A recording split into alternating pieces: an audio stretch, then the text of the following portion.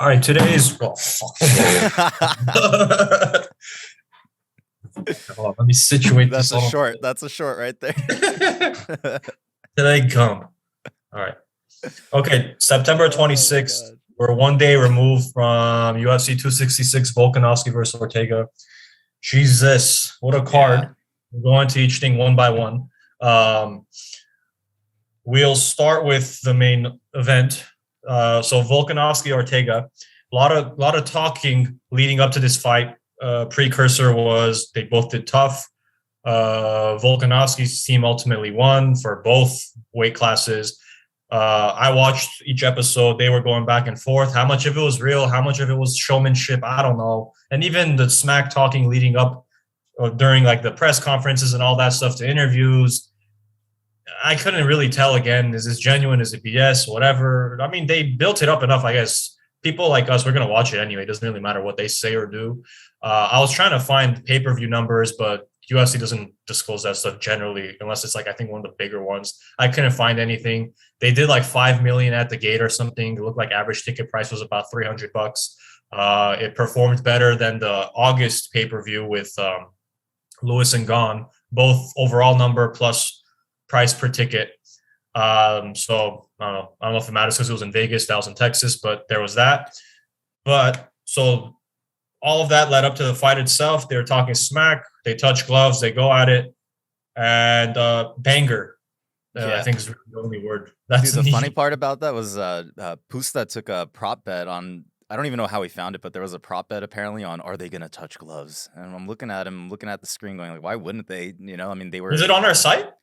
I have no idea. I have no Oh, idea what he was looking at, but it was just funny because I'm like, I don't see that as having been a real sort of animosity. It had, to me at least, it felt staged. Like you went through the entire production of Ultimate Fighter together, and then they were showing some of the behind the scenes nonsense that they were doing there, like when he was naked with the little Volkanovski was up yeah, on that yeah, yeah, shelf. yeah. So you're sitting Yeah. there looking at that, going, okay, like clearly they were having a good time, and they were messing around, they were laughing, and it just makes you think. At least it made me think, like, it's probably a little scripted. Let's be real, you know. The only thing that I thought may have actually caused a little bit of bad blood was when Ortega mentioned Volkanovski mentioned that Ortega had been caught juicing. And then when he said that, like Ortega looked like it completely caught him off guard, and he looked lost physically. He looked lost during the like when they were doing the pictures after the press conference. Like he was looking around like this, and Dana was even like, "Hello, you gotta leave." And he started throwing up his West Side and He logo, whatever pulled the his hell, socks over his knee, the dude. Illuminati Basically, stuff. So he had the flip flops, all that shit. Um, so I mean, I kind of figured they would have touched gloves. Whatever, not a big deal anyway. And then Volkanovski kind of admitted as much after the fact that he was trying to build it. He was jokingly saying he was playing the heel, whatever. Because he usually, and he said it again himself. He's like, I don't usually do what I've been doing, but last fight there was no fans. Now we had fans and whatever. Ultimately, it doesn't really matter all that crap. The fight yeah. luckily delivered. It wasn't all this hoopla for a stinker. These guys went crazy. I mean, so we have it pulled up here. So Volk landed 214 significant strikes, and Ortega was at 89, 88 or something. 88, yeah. Yeah. Okay, so both individual figures are nuts. I mean, if you look at Ortega's numbers first, that's great.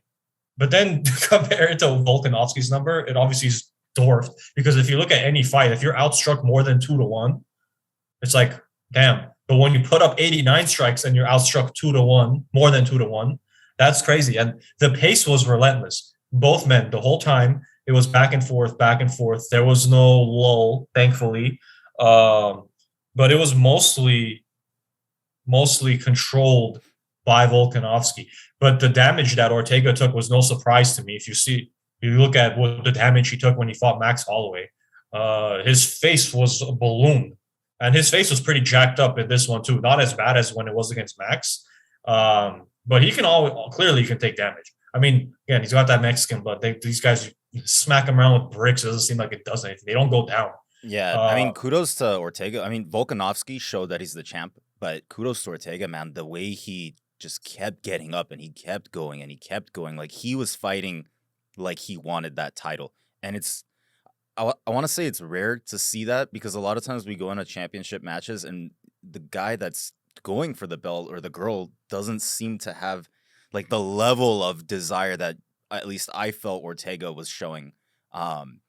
Just that tenaciousness, the ability to, when they were grappling, for example, he was just fluid with it. He wasn't letting Volkanovski take the top and sit there. He would make it a challenge for him.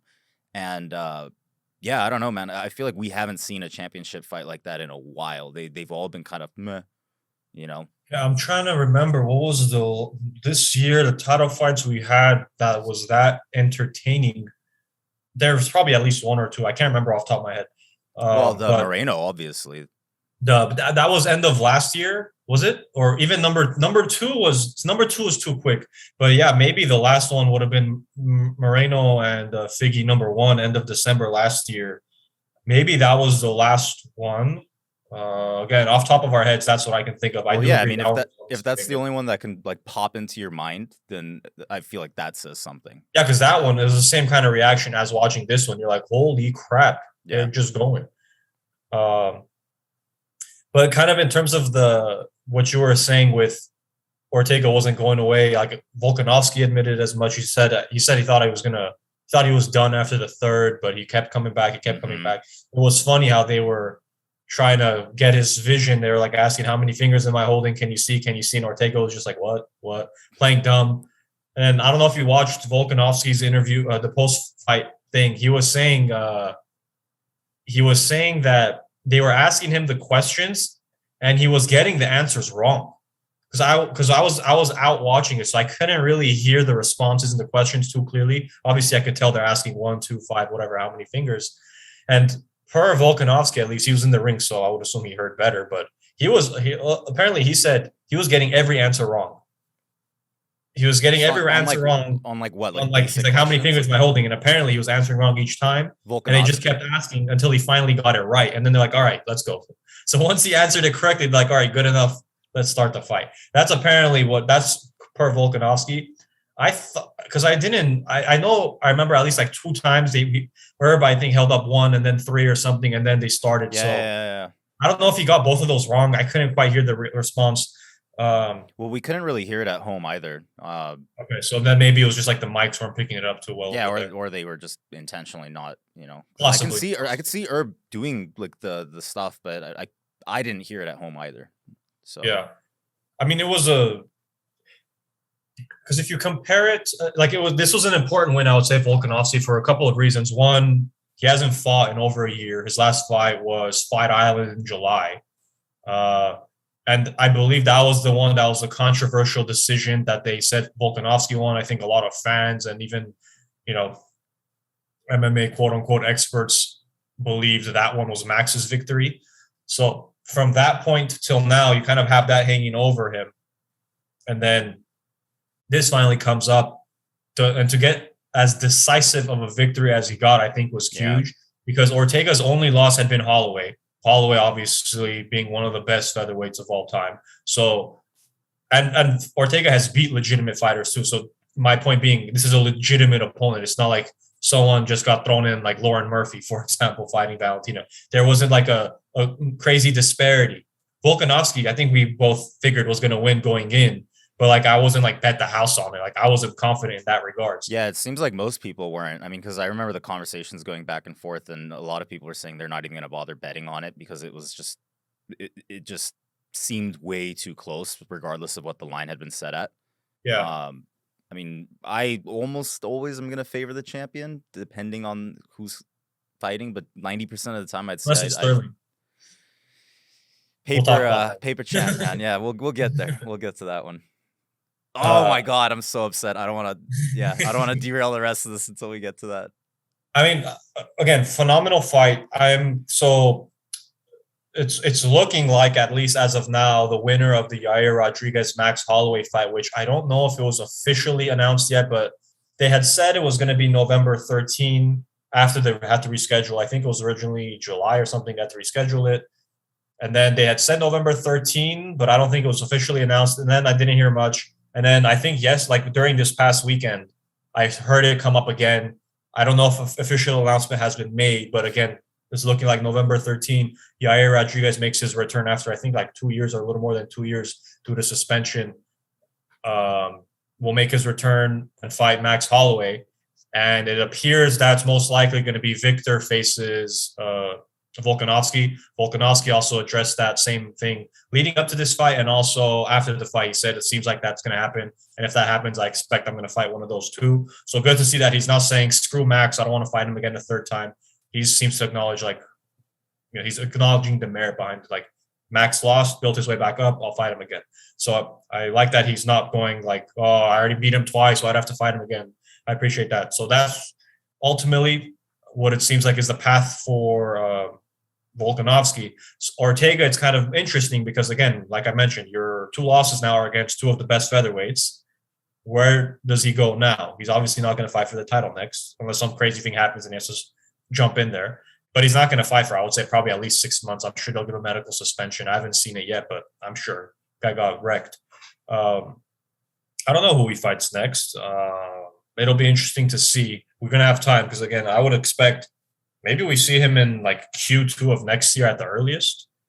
I mean, did he get beat up that badly? I didn't feel like he was that bad. His face was pretty jacked up. Now, if there's any actual damage, I don't know. Like, for example, granted, it was a worse beatdown, but when Cater lost to Max, I think his suspension was 6 months. His medical suspension, I want to say, was 6 months. They usually announce it, I think, kind of quick. I haven't looked for it that intently to have found it yet. But I'm sure he'll be out. Like, he's not fighting this year. I'd be surprised if he fights by first quarter of next year.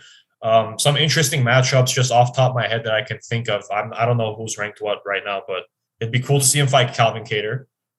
Cater lost to Holloway. Ortega lost to Volkanovski. Rob Font, maybe. Rob Font, that would be a big name for Rob Font to fight. He's on a nice upward trajectory. And then if Ortega beats him, he puts to bed someone that's on the up and up. Wait, Rob Font is featherweight. No. Rob Font. I mean, as far as what I'd be curious to see, like if they're gonna give him a suspension that takes that long, right? So let's say Q2 of next year. By that point, I think Giga and Dan Ige, Barboza, Bryce Mitchell, Yeah, I was wrong, by the way. Guys, Font is a bantamweight. My inner casual came out. Sorry. It's all good, man. I'm rocking the shirt, so it probably just transferred over the net. But Giga's a good one you brought up. I think Pusto's mentioning the same thing. I think I was asking, like, what's next? I think he threw out Giga. That would be interesting to see. I'm just trying to figure out if has Giga earned that yet. I know maybe he's been asking for me. Maybe not, but you give it that 6 month period of time and he fights another dude or two, and sure, then maybe you sure. can say so. That's a good point. Yeah, maybe. That's a possible person. Ige lost his last two, right? I don't think did Ige lose his last fight? I think he did. Let me check. Who did he fight last? He lost to and ESPN. He lost to TKZ last, and then prior to that, he had so he's alternated losses and wins his last three fights. Lost against Cater, decision. Beat Gavin Tucker with that real nasty KO punch, and then he lost to TKZ earlier this year, about 3 months ago. Ige, probably not Ige, just because I don't think I don't like. It's not like Ortega fell that far from grace. It could be Giga. Yeah, I kind of like the idea of that. I'm sure Giga would like the idea of that. We'll see. I don't know. I mean, don't want to spend too much time speculating on what the future of them will be, but there's definitely some interesting matchups there for it to happen. Because if you're looking right below him, you have TKZ. It's not going to be TKZ. I don't think it's going to be Yair unless maybe they have it. I think I was mentioning this to Pusta. Maybe Yair loses to Max, and then you pit Ortega and Yair. I don't know. Calvin Cater's right there at 5. Number 6 is Arnold Allen. Maybe him. He's on, I think, 7-fight win streak. Josh Emmett, I think, is still out with that ACL injury. And then you're at Giga already. It's not going to be anyone lower than that. Unless, again, the landscape changes by the time Ortega comes. So that's why it might not be worth looking too into it. But it's just kind of interesting. I was thinking about, damn, what's going to come next for this guy? So I don't know. I mean, for Ortega, maybe – Ortega's an interesting one. Like I'd be down to see Bryce Mitchell, Doug Nasty get into some fights again. Maybe have him fight Giga. That might be an interesting fight. Uh, Victor takes on, not Ortega necessarily, but they get to move up to I think recently Bryce Mitchell had tweeted out that he's almost ready to fight, or he's ready to fight, because I didn't know. I had stumbled upon his Twitter and I saw, because I was wondering, we were both wondering a couple months back, where the hell is this guy? He hasn't been around. It's And because then he mentioned Venom didn't some make his camo injury. shorts, man. Yeah, apparently, by the way, they were saying Venom said, like, all right, you'll get your camo shorts with us too. Yeah, I don't know. I forgot what the injury was. He said he was hurt. He was rehabbing it. And then I think in August or something, he said he was ready to go. So hopefully something's in the works, because that guy's super tenacious himself. That could be interesting too. Let's see. I mean, again, he's been out of commission for quite some time. I wrote Brian Mitchell, not Bryce Mitchell. So we'll see there. But okay, that's our main event. Banger, hell of a worth all the build up and all the drama back and forth, pseudo drama, whatever it was. Yep.